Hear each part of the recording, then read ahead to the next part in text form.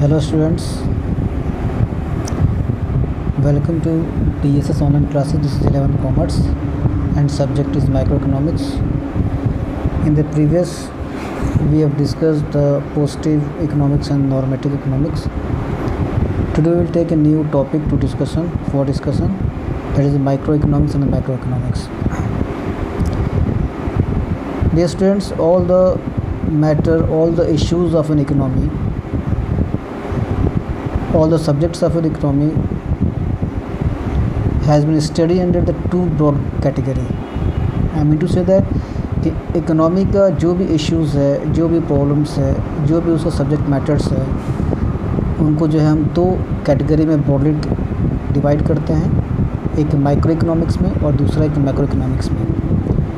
और आज हम लोग इसी के बारे में डिस्कस करेंगे कि माइक्रो इकोनॉमिक्स क्या होता है, मैक्रो इकोनॉमिक्स क्या होता है और इन दोनों के बीच में क्या डिफ्रेंशिएशन है, क्या अंतर है, उसके बारे में हम डिस्कस करेंगे। जैसे कि आपके स्क्रीन पे दिख रहा है, differences between the micro economics और macroeconomics on the basis of various topic. ठीक है, दिख रहा है ये। तो let us first understand what is the meaning of microeconomics and what is the meaning of the macroeconomics. जैसे मैंने भी आपको बताया कि हर एक इश्यूज़ इकोनॉमिक्स को हम दो भागों में डिवाइड करते हैं, एक माइक्रो इकोनॉमिक्स और एक मैक्रो इकोनॉमिक्स। माइक्रो इकोनॉमिक्स को हम प्राइस थ्योरी के नाम से भी जानते हैं और मैक्रो इकोनॉमिक्स को हम इनकम थ्योरी के भी नाम से जानते हैं। माइक्रो इकोनॉमिक्स क्या होता है? माइक्रो, अब वर्ड से लग रहा है micro means small, macro means big. ठीक है, तो मैक्रो इकोनॉमिक्स के जो फाउंडर हैं एडम स्मिथ को जो है माइक्रो इकोनॉमिक्स के फाउंडर कहा जाता है। इन्होंने जो है माइक्रो लेवल पर, इंडिविजुअल लेवल पर जो है इकोनॉमिक के इश्यूज़ को इन्होंने जो स्टडी करना चालू किया और तभी से जो है इनको अब एडम स्मिथ को जो है माइक्रो इकोनॉमिक के फाउंडर मानते हैं। ठीक है, माइक्रो का मतलब क्या होता है? स्मॉल। तो इकोनॉमी के अंदर जो भी हम एनालिसिस करते हैं, जो भी इकोनॉमिक एक्शंस है, उसको हम स्मॉल लेवल पर, I mean to say that individual level पर जो है हम स्टडी करते हैं। जैसे कि हो गया इंडिविजुअल्स का क्या डिमांड है, एक फर्म का क्या सप्लाई है अपने प्रोडक्ट सर्विसेज का, एक पार्टिकुलर कंज्यूमर से क्या डिमांड है किसी पार्टिकुलर प्रोडक्ट के लिए। ठीक है, तो जब हम एक यूनिट के बारे में जब डिस्कस करते हैं, जब हम यूनिट के बारे में इंडियन इकोनॉमी के एक यूनिट के मीन्स सपोज आपकी फैमिली एक यूनिट है। ठीक है, अगर इस आपके फैमिली के बारे में हम किसी पार्टिकुलर प्रोडक्ट के डिमांड के बारे में हम जानकारी लेते हैं, उनके इनकम के बारे में हम जानकारी लेते हैं, तो उसे हम क्या कहते हैं? माइक्रो इकोनॉमिक्स कहते हैं। ठीक है, means microeconomics deal with analysis of behaviour and economic actions of small and individual units of the economy, like particular consumers हो गया आपका, ए फर्म्स और a small group of individuals etcetera. So the concept of microeconomics is very important as it supplies the foundation for most of our understanding of the functioning of an economy। तो जब हम बहुत सही है लिखा है इसके अंदर कि जब हम अपने होल इकोनॉमी को अगर हम जानने की कोशिश करते हैं तो उसके पहले जानना बहुत ज़रूरी होता है कि एक इंडिविजुअल्स के क्या इकोनॉमिक कंडीशन है, क्या उसका जो है सब्जेक्ट मैटर है, क्या उसका प्रॉब्लम्स है। अगर हम जो है यूनिट वाइज अगर हम सब्जेक्ट मैटर को अगर समझते हैं तो ऑब्वियसली हम जो है पूरे इकोनॉमी के प्रॉब्लम को हम जानने में सक्षम हो पाएंगे, एबल हो पाएंगे। ठीक है, जैसे कि एग्जांपल ले रहा हूँ, जैसे कि आप क्लास 11 के अंदर हो, उसके अंदर जो है कई टेस्ट होते हैं, फिर लास्ट में एक फाइनल टेस्ट होता है। तो फाइनल टेस्ट बच्चे वही अच्छे एग्ज़ाम से पास होते हैं जो हाफ ईयरली के अंदर, यूनिट टेस्ट के अंदर जो अच्छे मार्क्स अर्न किए होते हैं। ठीक है, तो यूनिट का अपना बहुत बड़ा इंपॉर्टेंस है ताकि हम जो है बड़े मार्क्स को या फिर बड़े इकोनॉमी को हम समझने में हमको आसानी है। This is the micro economics. Micro economics जिसका उल्टा है कि यहाँ पर जो है हम एग्रीगेट डिमांड और एग्रीगेट सप्लाई की बात करते हैं। यहाँ पर माइक्रो इकोनॉमिक्स को हम इनकम थ्योरी के नाम से भी जानते हैं। मीन्स मैक्रो मीन्स बड़ा, मैक्रो मीन्स क्या होता है? बड़ा। Deal with overall performance of the economy. यहाँ पर पूरे अगर हम इंडियन इकोनॉमी की बात करते हैं तो इंडियन इकोनॉमी का ओवरऑल परफॉर्मेंस अगर हमको स्टडी करना है तो वो हमारा फील्ड क्या होता है? मैक्रो इकोनॉमिक्स का होता है। अगर हम इंडिविजुअली किसी कंपनी, किसी फर्म, किसी फैमिली के बारे में अगर हम स्टडी करते हैं तो वो हमारा क्या होता है? माइक्रो इकोनॉमिक्स कहलाता है। So macro economics it concern with study of problem of the economy. तो जो इकोनॉमी के अंदर जो प्रॉब्लम है, इसमें प्रॉब्लम क्या है आप देख रहे हो, महंगाई दर कितना बढ़ गया है, इन्फ्लेशन रेट हाई हो गया है, अनएम्प्लॉयमेंट कितना हो गया है, पॉवर्टी है, ठीक है। जो भी इकोनॉमिक प्रॉब्लम्स है उन सब इकोनॉमिक प्रॉब्लम्स को हम स्टडी करते हैं, सॉल्व करने की कोशिश करते हैं, और वो हमारा मैक्रो का पार्ट होता है। So macroeconomics is the part of economic theory which study the behaviour of aggregate the economy as a whole. तो हम एक इकोनॉमी को एक जो है एक इकाई मानते हैं। उस इकोनॉमिक के अंदर जो भी एक्टिविटीज़ हैं, जो भी प्रॉब्लम्स हैं, चाहे अनएम्प्लॉयमेंट का प्रॉब्लम हो, चाहे इन्फ्लेशन का प्रॉब्लम हो, चाहे पॉवर्टी का प्रॉब्लम हो, ठीक है, उस पूरे पॉवर्टी के प्रॉब्लम को जो हम स्टडी करते हैं, उस पूरे अनएम्प्लॉयमेंट के स्टडी करते हैं। तो माइक्रो इकोनॉमिक्स सिंपल सेंस में हम एक इंडिविजुअल्स के बारे में स्टडी करते हैं, और मैक्रो इकोनॉमिक्स जो है एज ए होल इकोनॉमी के बारे में स्टडी करते हैं। फॉर एग्जांपल से नेशनल इनकम हो गया आपका, एग्रीगेट डिमांड सप्लाई हो गया, पूरे इकोनॉमी का जो है डिमांड सप्लाई क्या है, डिमांड सप्लाई जो है क्या इसका एक मेन टूल्स है। जब हम स्टडी करते हैं मैक्रो इकोनॉमिक्स स्टडी करते हैं तो उसमें जो aggregate demand and aggregate supply जो है इसका मेन टूल्स होता है। जिस तरह से माइक्रो इकोनॉमिक को स्टडी करने के लिए मेन टूल्स क्या है, डिमांड एंड सप्लाई, इसके जरिए जो है मैक्रो इकोनॉमिक्स को हम समझने की कोशिश करते हैं। These are the tools in the micro economics, demand and supply are the tool in order to understand the issues of the micro economics. In the case of the micro economics, aggregate demand and aggregate supply are the tool in order to understand the concept, the problem of the macroeconomic. These are tools. So इसे book में यहाँ पर दिया हुआ है कि macro economics यहाँ लिखा हुआ है on the basis of the various basis. पहले दिया मीनिंग, मैंने बता दिया आपको micro economics is a part of the economics theory which study the behaviour of individual units of an economy. एक यूनिट के बारे में स्टडी करते हैं। मैक्रो इकोनॉमी एक एग्रीगेट ऑफ द इकोनॉमी के बारे में जानकारी प्रोवाइड करता है। इसका टूल्स क्या है माइक्रो इकोनॉमिक्स का, डिमांड सप्लाई हम आगे डिस्कस करेंगे। और मैक्रो इकोनॉमिक्स क्या है, aggregate demand and aggregate supply, ठीक है। डिमांड सप्लाई क्या है सब चैप्टर दिया हुआ है, हम लोग डिस्कस करेंगे, ब्रीफली डिस्कस करेंगे, आप लोग परेशान मत होइएगा। And aggregate demand aggregate supply क्या है हम डिस्कस करेंगे, ठीक है। बेसिक ऑब्जेक्टिव क्या, माइक्रो इकोनॉमिक्स का मेन ऑब्जेक्टिव क्या पढ़ने का, it aim to determine price of the community of factor of production. तो इसका पर्पस क्या है माइक्रो इकोनॉमिक्स का, कि जो भी फैक्टर प्रोडक्शंस है उनके प्राइसेस को डिटरमाइन करना इसका मेन ऑब्जेक्टिव है। और what mean factor productions, factor production मतलब ये होता है कि जब हम कोई काम स्टार्ट करते हैं या कोई बिजनेसमैन जो है जब कोई बिजनेस स्टार्ट करता है तो फैक्टर ऑफ प्रोडक्शन क्या है उसके, मैन हो गया, मशीन्स हो गया, मटेरियल हो गया, इक्विपमेंट्स हो गया, these are all the factor of productions, ठीक है। तो फैक्टर ऑफ प्रोडक्शंस का प्राइस डिटरमाइन करना ये माइक्रो इकोनॉमिक्स का मेन ऑब्जेक्टिव है। Micro economics its aim to determine income and employment level of the economy, ठीक है। अब देखिए माइक्रो इकोनॉमिक्स के अंदर क्या है, पूरे होल इकोनॉमी का एम्प्लॉयमेंट क्या है, लेवल क्या है, इनकम क्या है, एज ए होल स्टडी करना हमारा माइक्रो इकोनॉमिक्स कहलाता है। थर्ड दिया हुआ है basis. Fourth, degree of aggregations means it involves limited degree of aggregations. For example, market demand is derived by aggregating individuals demand of all buyers in a particular market. क्या मतलब ये है कि देखिए एग्रीगेशन मतलब क्या क्या, डिग्री ऑफ एग्रीगेशन मतलब कि समेशन।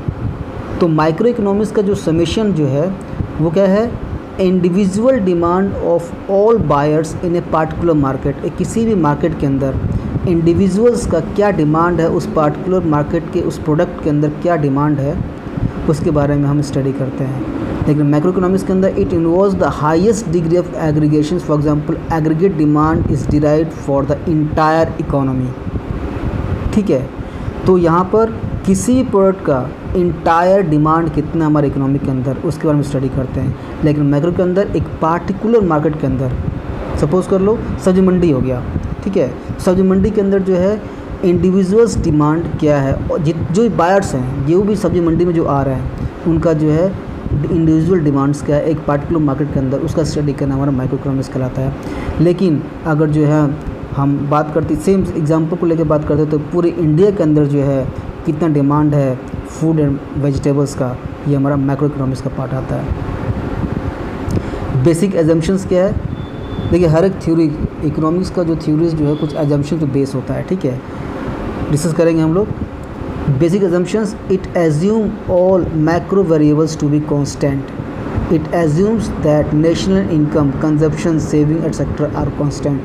देखिए अभी जो आगे के चैप्टर में डिमांड है, सप्लाई हो गया, ठीक है, law of demand, law of supply जो हो गया, ये हर एक लॉज जो हैं वो कुछ एजम्पशन पर बेस होते हैं। वो लॉ तभी अप्लाई होंगे जब बाकी थिंग्स कांस्टेंट रहेंगे, तभी लॉ अप्लाई होगा। तो यहाँ पे यही कह रहा है कि ये जो है माइक्रो इकोनॉमिक्स जो है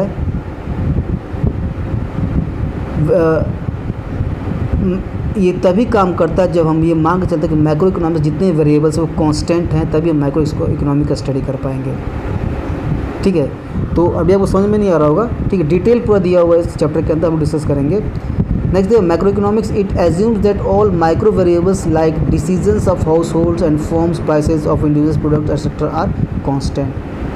तो माइक्रो इकोनॉमिक्स के अंदर जब हम इंडिविजुअल का स्टडी करते हैं तो हम ये मान के चलते हैं कि माइक्रो इकोनॉमिक्स के जितने भी फैक्टर्स हैं, जितने भी इसके वेरिएबल्स हैं, लाइक सेविंग्स हो गया, कंजप्शंस हो गया, उसको हम कांस्टेंट मानते हैं। कांस्टेंट मतलब कि उसमें कोई परिवर्तन नहीं हुआ है, तभी हम जो माइक्रो इकोनॉमिक का स्टडी कर पाएंगे। Similarly in the case of micro economics, तो हम ये मान के चलते हैं कि माइक्रो के जितने वेरिएबल्स हैं, इंडिविजुअल्स डिमांड हो गया, इंडिविजुअल सप्लाई हो गया, ठीक है, जो भी इंडिविजुअल लेवल पर जो भी चीज़ें हो रही हैं उनको हम ये मान के चलते हैं कि वो कांस्टेंट है, तभी माइक्रो इकोनॉमिक्स का स्टडी पॉसिबल है, ठीक है। अदर नेम क्या है इसका, जैसे मैं स्टार्टिंग में बताया कि माइक्रो इकोनॉमिक्स को हम प्राइस थ्योरी के नाम से भी जानते हैं और माइक्रो इकोनॉमिक्स को हम इनकम एंड एम्प्लॉयमेंट थ्योरी के भी नाम से जानते हैं। एग्जांपल दिया हुआ है माइक्रो इकोनॉमिक्स का, individuals income, individuals output. Micro economics example, national income and national output. So student, तो दिस इज़ द डिफरेंस, ठीक है। आपको कोई अगर डाउट है आपको इसके अंदर तो आप पूछ सकते हैं, लेकिन आने वाले चैप्टर्स में जो है जो भी डाउट्स हैं आपको क्लियर हो जाएंगे। अभी हमारा इंट्रोडक्शन चल रहा है, पेपर जो हमारा फर्स्ट चैप्टर इंट्रोडक्शन है, ठीक है, थोड़ा सा फैमिलियर हो जाइए इस पहले चैप्टर का। मतलब ये कि थोड़ा सा आप जो भी वर्ड्स हैं, इकोनॉमिक वर्ड्स जो हैं जो आगे यूज़ होंगे उसको आपको गो थ्रू हो जाइए, उसको थोड़ा सा समझ लीजिए क्या चीज़ें हैं, ठीक है। अभी थोड़ा सा परेशान मत होइए, आगे के चैप्टर्स में हर एक चीज़ क्लियर हो जाएगा। नेक्स्ट टॉपिक जो दिया हुआ है, central problem of an economy. हर एक इकोनॉमी का अपना एक सेंट्रल प्रॉब्लम होता है। सेंट्रल प्रॉब्लम क्यों होता है, क्यों प्रॉब्लम राइज होता है, कि हम जानते हैं due to the scarcity of resources, और उस स्कैरसिटी रिसोर्सेज का जो है अल्टरनेट यूज़ है, और हमारा ह्यूमन वांट्स जो अनलिमिटेड है। This are the key reason for the any problems. और किसी भी इकोनॉमी को सेंट्रल प्रॉब्लम जो है इसी कारण से होता है, ठीक है। हर एक इकोनॉमी जो है कुछ फंक्शंस परफॉर्म करते हैं, मैंने आपको बताया था, लाइक प्रोडक्शंस हो गया, डिस्ट्रीब्यूशंस हो गया and selling of goods and services. हर एक इकोनॉमी का बेसिक वर्क होता है, ठीक है। और प्रोडक्शन करना, डिस्ट्रीब्यूशन करना और अपने गुड्स एंड सर्विसेज को सेल करना हर सोसाइटी करती है, और करने के साथ साथ एक प्रॉब्लम फेस क्या करती है, स्कैरसिटी ऑफ रिसोर्सेज का, ठीक है। प्रोडक्शन भी करना है, डिस्ट्रीब्यूशन भी करना है, लेकिन और साथ साथ में हमारे पास ये प्रॉब्लम ये भी है कि भाई हमारे पास रिसोर्सेज जो है स्केर्स हैं, लिमिटेड रिसोर्सेज हैं। तो उस लिमिटेड रिसोर्सेज के थ्रू जो है हम प्रोडक्शन जो है करें, तो किसका प्रोडक्शन करें हम, किसके लिए डिस्ट्रीब्यूशन करें,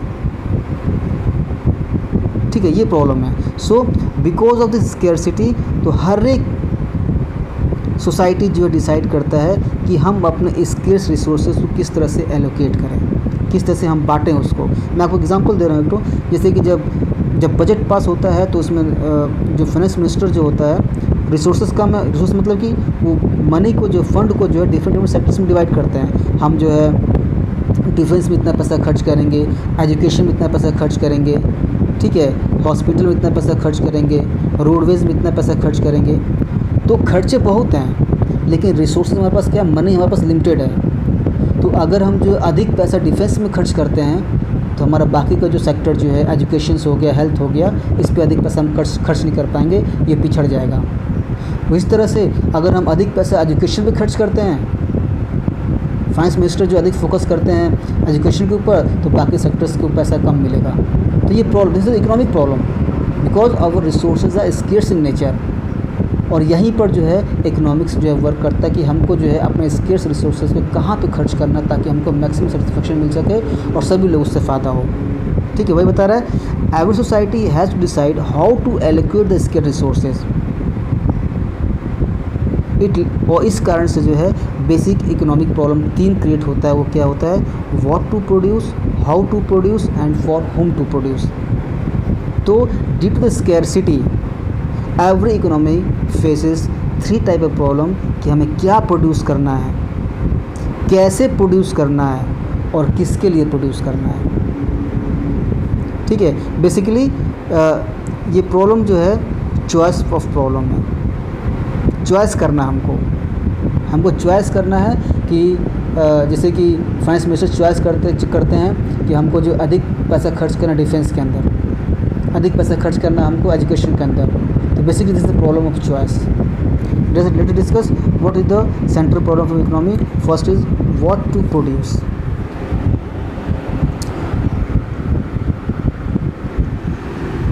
दिया हुआ इसमें व्हाट टू प्रोड्यूस, क्या प्रोड्यूस करें।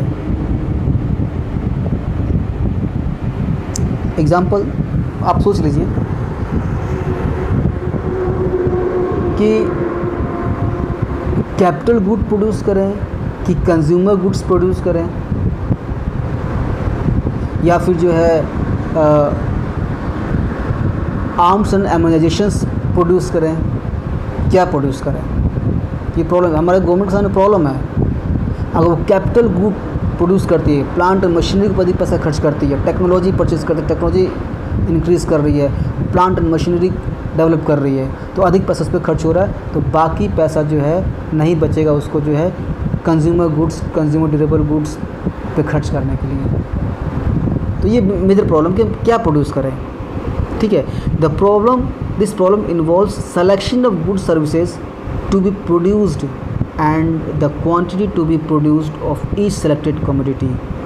तो ये चॉइस करना है इकोनॉमी के ऊपर, हमें कौन से प्रोडक्ट को, कौन से सर्विसेज को हमको जो प्रोड्यूस करना है, और हर एक जो भी सिलेक्शन किया गया है उससे कितनी क्वांटिटी को प्रोड्यूस करें। Every economy has limited resources and thus can not produce all goods. ठीक है, मोर ऑफ वन गुड्स और services usually means less of other goods. अगर हम किसी भी गुड्स का अधिक प्रोडक्शन कर रहे हैं, इसका मतलब ये हो रहा है कि हम जो है किसी दूसरे कमोडिटी का प्रोडक्शन हम कम कर रहे हैं, क्योंकि हम अधिक से अधिक पैसा, अधिक से रिसोर्सेज को जो है हम उस जो अधिक प्रोडक्शन कर रहे हैं उसमें हम लगा रहे हैं, उसमें रिसोर्सेज को हम यूज़ कर रहे हैं। तो क्या हो रहा है कि हम अपने लिमिटेड रिसोर्सेज को जो है शिफ्ट कर रहे हैं उसमें जहाँ पर अधिक प्रोडक्शन हो रहा है, और कुछ रिसोर्सेज को हम यूज़ कर रहे हैं वहाँ पे जहाँ पे हम कम प्रोडक्शन करना चाह रहे हैं। एग्जाम्पल, जैसे बुक में आपको एग्जाम्पल दिया हुआ है कि production of more sugars is possible only by reducing the production of other goods.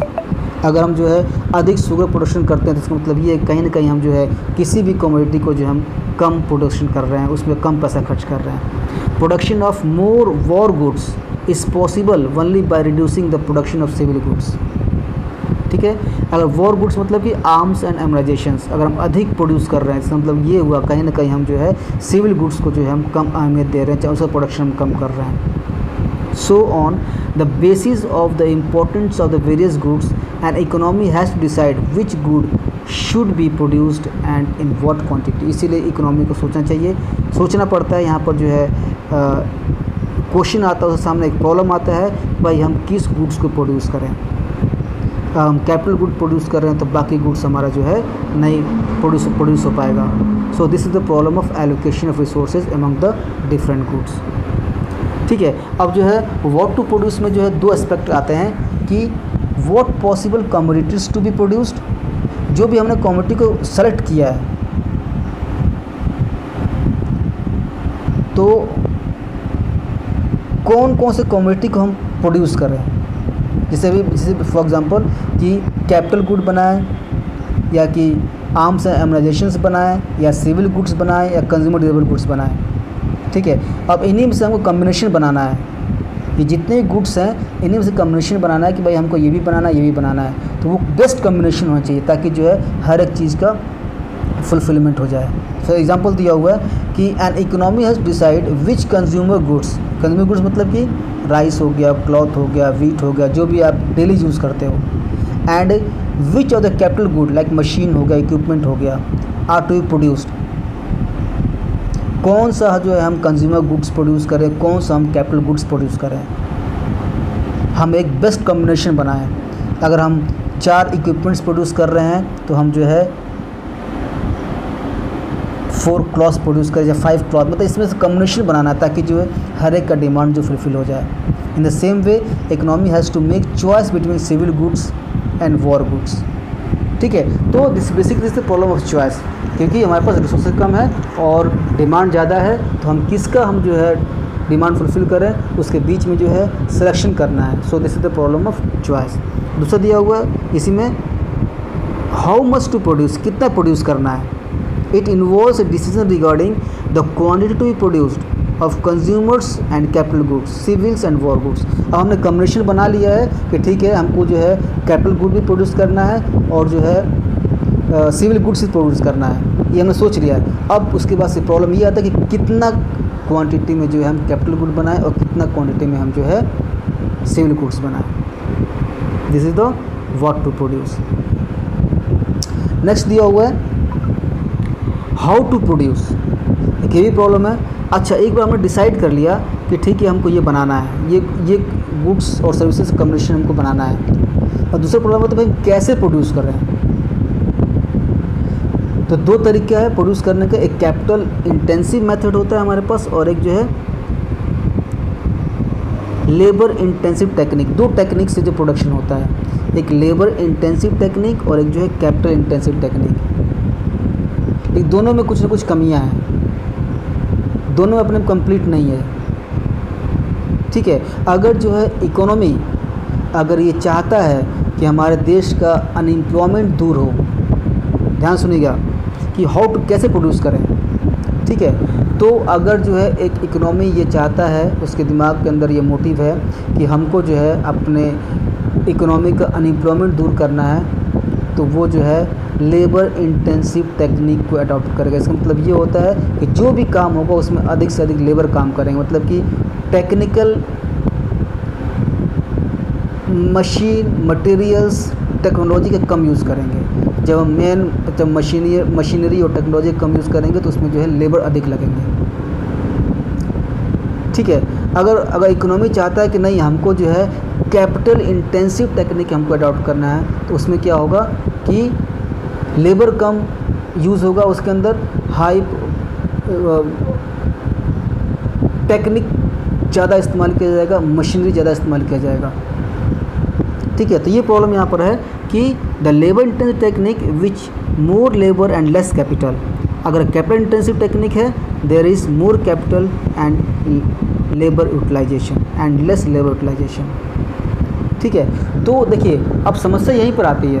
अब इकोनॉमी के सामने प्रॉब्लम यही आती है कि अगर जो है गवर्नमेंट जो है ये चाह रहा है कि अनएम्प्लॉयमेंट दूर हो और साथ साथ में ये भी चाह रहा है कि हम जो है टेक्निकल एडवांसमेंट हो, हमारा कंट्री जो टेक्निकली एडवांस हो हर एक फील्ड के अंदर, चाहे एजुकेशन के फील्ड हो गया या किसी फील्ड के अंदर, और साथ साथ तो ये भी चाह रहा है इकोनॉमी कि हमारे अंदर अनएम्प्लॉयमेंट दूर है। तो आप बताइए ये पॉसिबल है जब आप जो है एडवांसमेंट टेक्निकल अपने आप को जो है एडवांस करना चाह रहे हो, टेक्निकली एडवांस करना चाह रहे हो और साथ साथ में जो है लेबर अनएम्प्लॉयमेंट भी हटाना चाह रहे हो, तो क्या दोनों मोटिव क्या ये पॉसिबल है?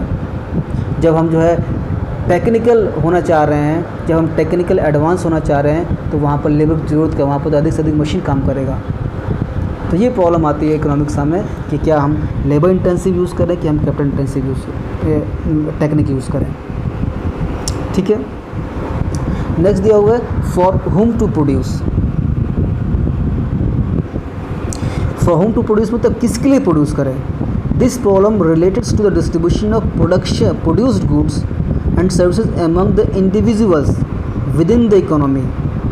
Selection of category of people who will ultimately consumers. The goods, whether to produce good for the more poor people, less rich person, more rich और लेस पुअर। ठीक है, तो आप गुड्स प्रोड्यूस करना तो किसके लिए करें? गरीब लोगों के लिए करें, अमीर लोगों के लिए करें, कम गरीब लोगों के लिए करें, मिडिल क्लास फैमिली के लिए करें, किसके लिए प्रोड्यूस करें? अगर जो गवर्नमेंट जो है अगर सोशल वेलफेयर चाहती है, वो चाहती है कि भाई गरीब लोगों का उत्थान हो, ठीक है, उनके हिसाब से अगर प्रोडक्शन करे तो अपर क्लास की डिमांड फुलफिल नहीं हो पाएगा। अगर जो है इकोनॉमी चाहती है कि नहीं जो है हम जो अधिक से अधिक जो है मिडिल हाई क्लास पीपल के डिमांड फुलफिल करें, तो इकोनॉमी जो है मिडिल क्लास और जो है लोअर क्लास पुअर सेक्शन के सोसाइटी के लोगों को जो डिमांड फुलफिल नहीं कर पाएगा। तो हम किसके लिए प्रोडक्शन करें? ठीक है, तो यहाँ पर ये जो प्रोडक्शन की बातें करते हैं, तो भाई जिसके पास विलिंगनेस होगा, जिसके पास परचेसिंग पावर होगा, वही जो परचेस कर पाएगा। तो इसमें दो चीज़ें आती हैं, एक इसके अंदर आती हैं कि पर्सनल डिस्ट्रीब्यूशन और एक फंक्शनल डिस्ट्रीब्यूशन। पर्सनल डिस्ट्रीब्यूशन मतलब कि अगर इकोनॉमी के अंदर it involves how much national income of an economy is distributed among different group of people. ठीक है, अगर जो नेशनल इकोनॉमी जो है इक्वल डिस्ट्रीब्यूट हो रहा है अमंग डिफरेंट पीपल्स के अंदर, कोई भी उसमें वेरिएशंस नहीं है, तो प्रॉब्लम बहुत कम आएगा। और दूसरा जो है फंक्शनल डिस्ट्रीब्यूशंस। सो स्टूडेंट्स, ये फॉर होम टू प्रोड्यूस काफ़ी टाइम हो रहा है। फॉर होम टू प्रोड्यूस हम लोग जो है इस टॉपिक को हम नेक्स्ट डे हम लोग दोबारा पढ़ेंगे, डिस्कस करेंगे। Till then, thank you, have a good day.